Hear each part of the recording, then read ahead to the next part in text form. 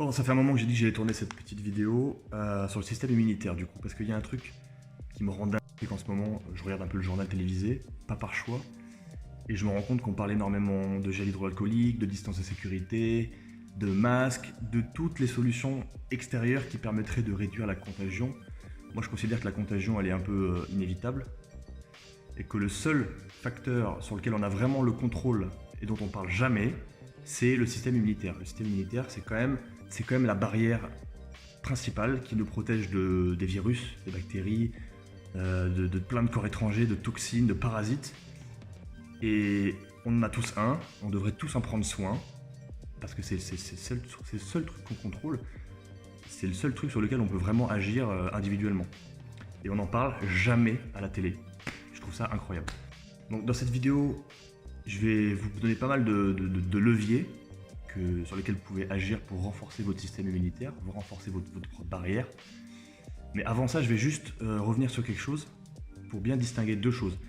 Quand il est question de se protéger d'une agression extérieure, il y a deux choses. Il y a la protection, le système immunitaire, les globules blancs principalement, qui consiste à éviter l'attaque, à éviter que le corps étranger ne s'attaque à l'organisme. Et ensuite, il y a tout ce qui consiste à guérir quand cette attaque elle a déjà eu lieu et que l'organisme il doit se réparer. Donc ça, c'est plutôt la capacité d'homéostasie. L'homéostasie, j'en ai déjà parlé dans la vidéo sur le stress notamment.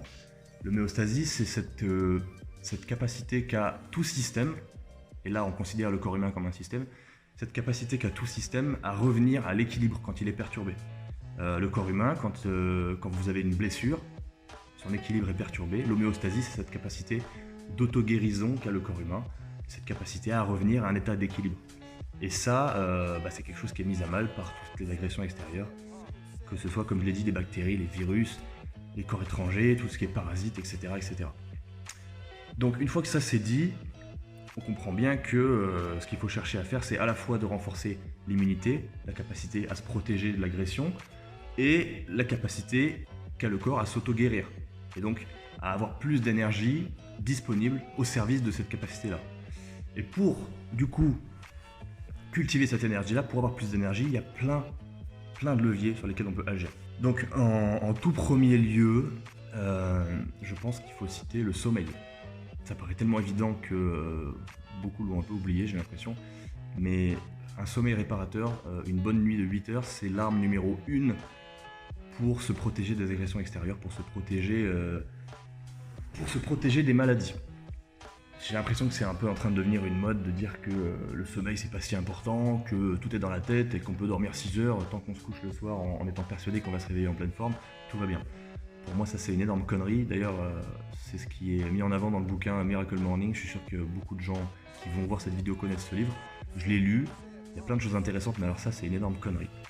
Donc le sommeil en tout premier. Ensuite, et ça va ensemble, vous allez comprendre pourquoi, tout ce qui concerne l'activité physique et l'alimentation, deux grands piliers, on va dire. Pour ce qui est du sommeil, c'est même pas un pilier, le sommeil c'est le socle. Ensuite il y a les piliers, dont l'alimentation et l'activité physique. L'alimentation, c'est pas compliqué, on va pas épiloguer dans cette vidéo-là, j'en ferai sur le sujet parce que c'est mon domaine de prédilection. C'est pas compliqué de manger correctement, franchement c'est pas compliqué, il y a quelques grands principes. Manger assez de graisse, pas manger trop de glucides, avoir un apport suffisant en protéines, ne pas être carencé en vitamines et en minéraux, on va y revenir, parce que c'est pas évident de ne pas être carencé aujourd'hui en micronutriments, et faire attention au total calorique bien sûr.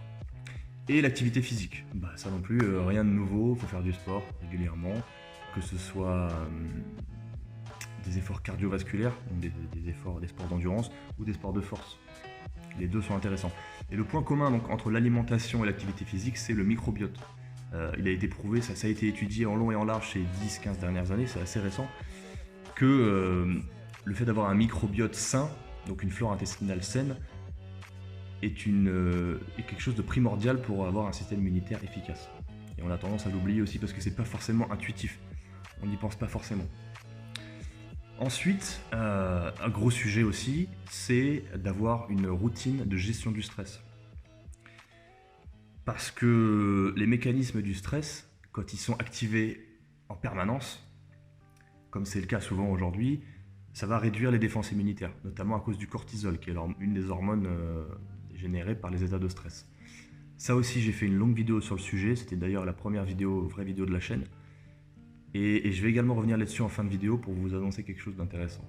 Donc, routine de gestion du stress, ça veut dire par exemple faire du yoga, faire de la relaxation, se poser, faire de la méditation, utiliser toutes les techniques de respiration, la cohérence cardiaque, la respiration diaphragmique, le travail du transverse, ça aussi on en a déjà parlé dans la vidéo sur la gestion du stress. Tout ça dans un but unique, c'est de faire revenir un état de calme quand on est trop souvent sujet à l'anxiété. Et aujourd'hui, c'est le cas de le dire, aujourd'hui, si vous regardez le JT tous les soirs et si vous écoutez les infos, vous êtes constamment exposé à des nouvelles anxiogènes et donc vous nourrissez en permanence un état de stress. Et en plus, vous êtes confiné chez vous, donc vous ne pouvez pas agir pour libérer ce stress, pour mobiliser toute cette énergie qui est mise à disposition par cet état de stress. Le fait de rester immobile, le fait de rester passif dans son canapé alors qu'on est en état de stress, alors qu'on est en état d'alerte, c'est extrêmement nocif pour l'organisme et pour le système immunitaire. Ensuite, j'ai noté la respiration. Pareil, c'est lié à la gestion du stress. Des techniques de respiration, il en existe plein. Je ne vais pas détailler ici parce que je veux que cette vidéo elle soit courte et accessible, et que les gens aillent jusqu'au bout. Parce que même en période de confinement, j'imagine que la plupart des gens vont zapper, c'est dommage. Mais si vous allez sur internet et que vous tapez technique de respiration, vous allez trouver plein de choses intéressantes. Ensuite, je voulais parler rapidement du jeûne. Ça aussi, c'est un peu contre-intuitif de dire moins manger, ça va permettre d'avoir plus d'énergie. Ça fait longtemps qu'on a compris que de dire qu'il faut manger pour avoir de l'énergie, c'est pas si simple. Quand on mange en permanence, quand on mange 3 fois par jour et qu'on mange trop, on consomme surtout beaucoup d'énergie pour digérer et cette énergie-là, elle n'est pas disponible pour le reste. À savoir créer des barrières fortes, créer une immunité et nourrir la capacité d'homéostasie comme j'en parlais tout à l'heure. Donc le jeûne, ça peut être intéressant. Le jeûne intermittent aussi, par exemple, manger sur une fenêtre de 8 heures dans la journée et garder une fenêtre de 16 heures où on ne mange rien, où on ne fait absolument pas travailler le système immunitaire.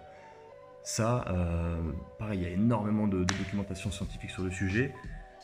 Je vous invite à faire quelques recherches.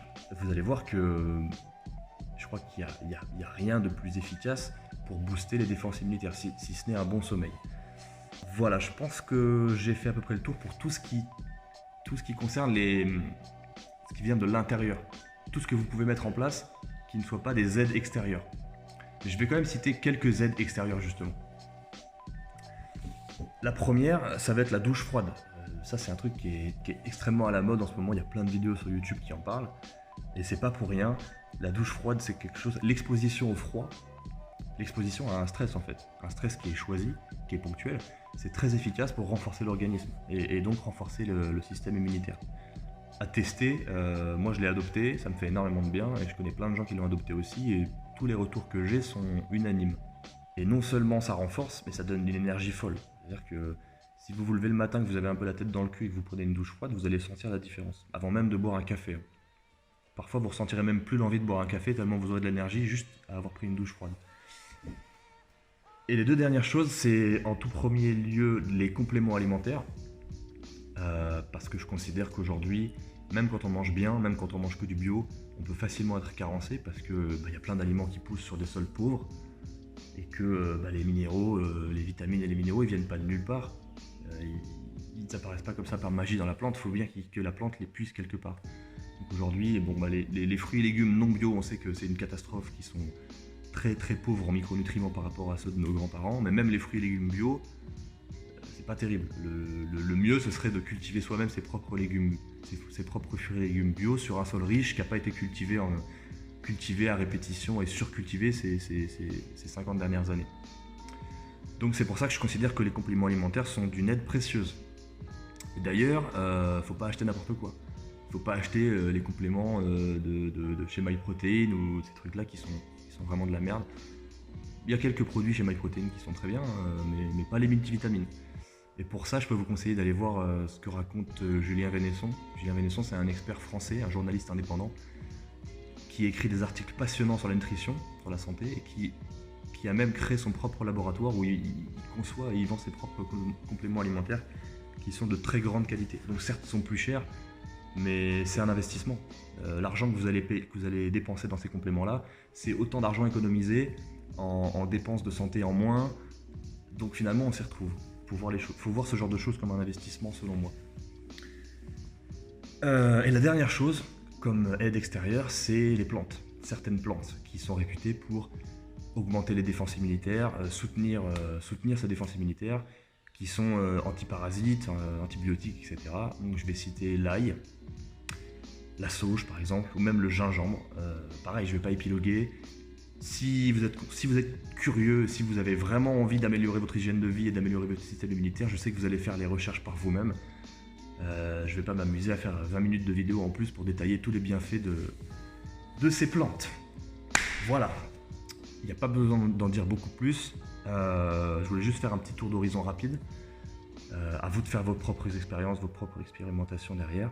Je pense que si vous mettez tout ça en application, vous allez sentir une énorme différence, ne serait-ce que sur l'énergie que vous allez avoir au quotidien. Ça risque même de changer pas mal de choses dans votre vie, pas seulement votre système immunitaire. Mais sachez que ça va renforcer votre système immunitaire et ça va vous rendre beaucoup plus résistant et beaucoup moins fragile. C'est vrai que souvent on a du mal à prendre en main son hygiène de vie, à créer de nouvelles habitudes parce que ça demande des efforts, parce qu'on voit pas forcément l'intérêt de le faire. Et bien là aujourd'hui, les gens flippent, les gens sont anxieux, ils ont peur pour leur santé, ils ont peur pour leur vie même. Et ben c'est finalement une bonne raison de s'intéresser à tout ça et de reprendre un peu le contrôle et de mettre en place des bonnes habitudes. Donc il n'y a pas que du négatif. Voilà, c'est l'occasion. Dernière chose, je voulais vous parler d'un projet que je suis en train de créer avec un ami à moi qui s'appelle Rémi Barbier, qui est le créateur du blog Coaching Fruité.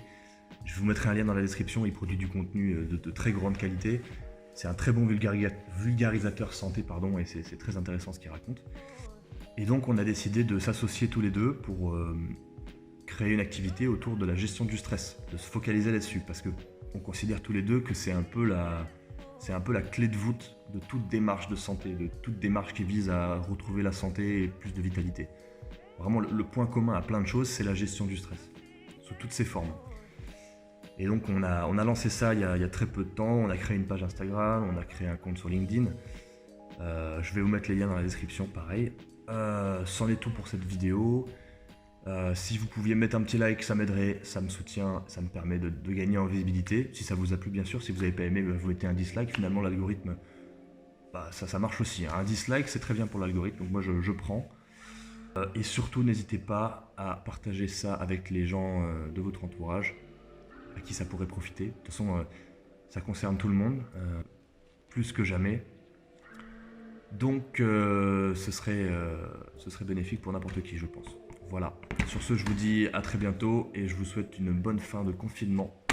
Profitez-en parce que finalement, c'est une occasion en or de faire les choses que vous aviez jamais eu le temps de faire avant. Profitez de vos proches, de vous recentrer sur vous-même et de vous poser les bonnes questions. Voilà, allez ciao, à bientôt.